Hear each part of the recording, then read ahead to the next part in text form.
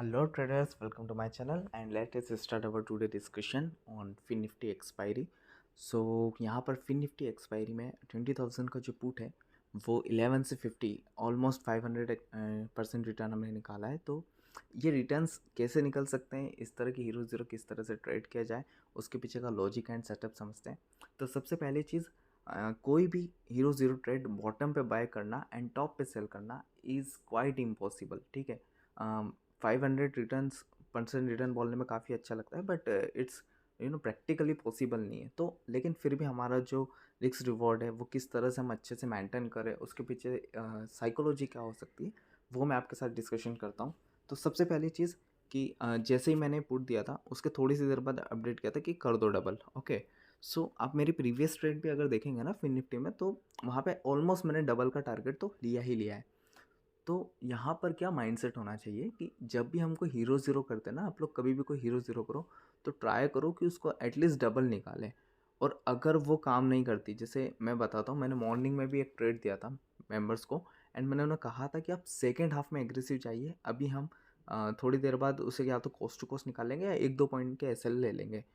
तो इसके पीछे का लॉजिक क्या रहता है कि अगर फर्स्ट हाफ में आपने कम लॉस लिया है ना, तो सेकेंड हाफ में आपके पास कॉन्फिडेंस रहेगा। क्योंकि मोस्टली क्या होता है, जितना भी सुबह से लोग इम्पेशेंट जो लोग रहते हैं, मतलब इनके पास पेशेंस नहीं है, वो लोग यहाँ पर पैसा लूज़ करते हैं। उसका जब मार्केट में सेटअप बन जाता है तो उन लोगों का माइंडसेट या उनका कॉन्फिडेंस पूरा गिरा हुआ होता है, जिसका मार्केट पूरा पूरा फ़ायदा उठाता है। तो काफ़ी सारी बातें हैं, काफ़ी सारी साइकोलॉजी एंड माइंडसेट मार्केट के लिए है मेरे पास। काफ़ी एक्सपीरियंस वाली चीज़ें जो मैं आप लोगों से शेयर करना चाहता हूँ। तो जैसे जैसे रिस्पॉन्स आता जाएगा हमारे चैनल पे, हम लोग डिस्कशन करते जाएंगे। तो फर्स्टली आज की ट्रेड का डिकोड करते हैं। 11 पे मैंने ट्रेड दिया है, 50 गया है।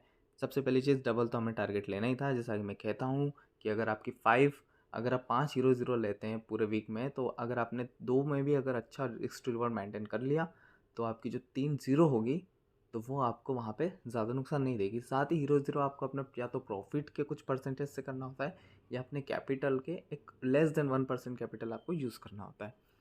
अब यहाँ पर किस तरह से इसको ज़्यादा से ज़्यादा रिस्क टू रिवॉर्ड मेंटेन कर सकते थे, तो जैसे ही ये कॉल डबल हुआ था अराउंड 22, अगर आप सिर्फ 5 पॉइंट से ट्रेल करते हैं, ज़्यादा भी नहीं, सिर्फ 5 पॉइंट से, तो डेफिनेटली वन वे गया है विदाउट इवन 3-4 पॉइंट्स की आप ट्रेल करते हैं ना, तो आपको ये 40 तो आराम से आपको इतना तो मिल ही जाता।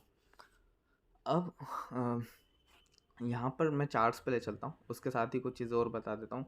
जैसे निफ्टी का मैंने कल बात किया था कि Nifty big resistance around 540, and जब तक वो क्रॉस नहीं करता हमें लॉन्ग नहीं होना है। बैंक निफ्टी का भी कल जब बैंक निफ्टी अपसाइड था तो लेवल दिया था एंड वो लेवल नहीं क्रॉस किया, तो आप अपसाइड डेफिनेटली लॉन्ग होने से, ट्रैप होने से बचें। उसके बाद ये मैंने बैंक निफ्टी का बता दिया था। ओके, यहाँ पर मैंने ये देखिए फिन निफ्टी का एक सेलर का जोन भी, आपको लेवल भी प्रोवाइड कर दिया था। एंड और भी चीज़ें मैं आपको बताता हूँ, लाइक बैंक निफ्टी का क्या हुआ था। बैंक निफ्टी का सपोर्ट की कल क्या बात करी थी, 669।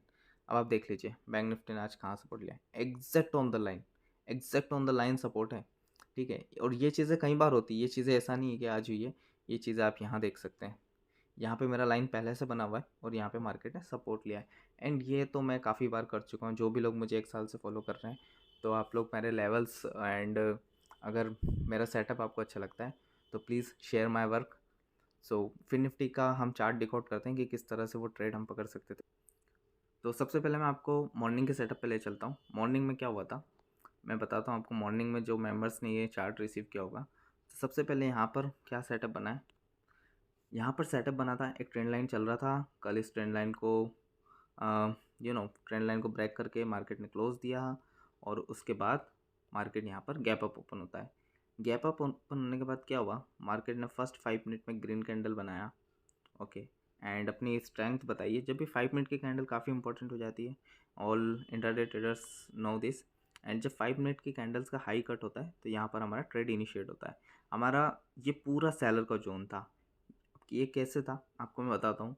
आप लोगों को लगेगा कि इतना सिंपल सेटअप कैसे हो सकता है, बट हाँ, सेटअप सिंपल सी होते हैं, हम बस ट्रेडिंग को कॉम्प्लिकेट करते जाते हैं। अब देखो यहाँ क्या हुआ है, यहाँ मार्केट ने, यहाँ से बायर ने बाय किया। ओके, मार्केट ऊपर गया, सेलर ने नीचे फेंका। ये देख सकते हैं आप गैप डाउन हुआ, यहाँ मार्केट ऊपर गया, सेलर्स ने नीचे फेंका, यहाँ मार्केट ऊपर गया, सेलर्स ने फिर से नीचे का, फिर यहाँ बायर्स ने ट्राई किया। तो ये जोन देखो अभी किस तरह से चला है। इसको थोड़ा सा अगर हम पीछे भी ले जाएं तो ये एग्जैक्टली ये, अब ये जो जोन हो गया है ये हो गया है सेलर का। एग्जैक्टली मैंने यही चीज़ आपको टेलीग्राम चैनल पे ही अपने बताया था। अब कभी भी कोई भी सेलर, जो सेलर का जोन होता है वो मार्केट को अगर निकालना है तो उसके पीछे डेफिनेटली मार्केट को एक क्विक मोमेंटम देना पड़ेगा कि जितने भी सेलर से वो फटाफट से ट्रैप होते जाए। एंड मैंने ये भी कहा था कि सारी कॉल्स डबल होगी, अगर मार्केट ऊपर गया तो सारी कॉल डबल होगी। तो यहाँ पर काफ़ी अच्छा मोमेंटम चाहिए था ताकि एक ही बार में सारे सेलर्स जितने भी यहाँ थे ट्रैप होते एंड कॉल डबल होती है एंड हमें ये हमारे जो टारगेट्स वो मिल जाते हैं।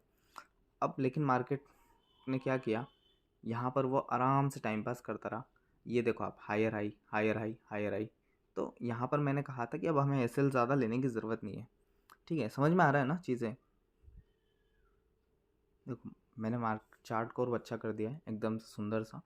तो यहाँ पर हम लोग देख सकते हैं मार्केट हायर हाई बनाते हुए मॉर्निंग से अपसाइड जा रहा था। अब जैसे ही ये छोटा सा देखिए, ट्रेंड लाइन मैटर करता है, चाहे वो छोटा हो बड़ा, अगर आपका ट्रेंड लाइन सही बना है तो आपकी काफ़ी चीज़ें आसान होने वाली है। एंड यहाँ पर मार्केट ने एक राइजिंग वेज बना के फॉल दिया। जब ये फॉल दिया ना तब यहाँ पर थोड़ा सा मैं अपने मुझे कुछ वर्क था तो आई वॉज नॉट एक्टिव, नहीं तो ये ट्रेड भी हम आराम से पकड़ते, क्योंकि ये क्या किया मार्केट ने, ये ब्रेकडाउन दिया एंड यहाँ पर साइडवेज होकर ये फॉल दिया। अब ये एग्जैक्टली इस जगह मैंने आपको पुट दिया है। अब ये पुट मैं कैसे पकड़ा है तो मैं उसके पीछे बताता हूँ। सिंपल सा सेटअप है, देखिए कुछ भी नहीं हुआ। ये जब मार्केट ने कल ट्रेंड लाइन ब्रेकआउट दिया, यहाँ पर डबल बॉटम बना। अब मार्केट में जितने भी लोगों ने यहाँ माल बाई किया है या यहाँ माल उठाया है, तो अब समझ लीजिए कि सिंपल सा सेटअप हिंदी लैंग्वेज में समझा रहा हूँ। अब ये लोग यहाँ पे या तो बुक कर चुके हैं क्योंकि ये सेलर जोन था, सेलर्स ने यहाँ प्रॉफिट बुक किया तो यहाँ पर आया। अब जितने भी लोगों ने यहाँ बाय किया है, ठीक है, वो या तो कॉस्ट टू कॉस्ट ट्रेल करने वाले या तो मार्केट को वापस यहाँ से जाना चाहिए था। अगर बायर्स स्ट्रांग होते तो मार्केट को यहाँ से वापस जाना चाहिए था, लेकिन मार्केट ने क्या किया, मार्केट ने यहाँ पर सिंपल सा ब्रेकडाउन दिया, पुल बैक लिया एंड सीधे हमें ये लो का टारगेट मिलने वाला था। अब ये लो का टारगेट क्यों मिलने वाला था, क्योंकि ये जो ब्रेकआउट था, Alto this breakout was successful क्योंकि इसने ये अपने पूरे रेंज का यहाँ पर टारगेट दिया है। लेकिन जितने भी लोगों ने और ज़्यादा टारगेट के लिए यहाँ बैठे होंगे उनका यहाँ पर ब्रेकडाउन हो चुका है, वो बायर्स यहाँ पर ट्रैप फिल करेंगे। तो डेफिनेटली अब next support zone, next support कहाँ था, सीधे यहाँ पर, उसके बीच में कोई सपोर्ट जोन यहाँ पर नहीं था, इसलिए यहाँ पर वो पुट आपको मैंने दिया था। एंड उस पुट के पीछे अब सर वो डबल तो हो गया, लेकिन हम ज़्यादा कैसे टारगेट कर सकते हैं, वो इंटू 5x कैसे चले गया। तो उसके पीछे सिंपल सा लॉजिक है, कुछ भी नहीं है। आप समझिए आज एक्सपायरी किसका था, फिन निफ्टी का।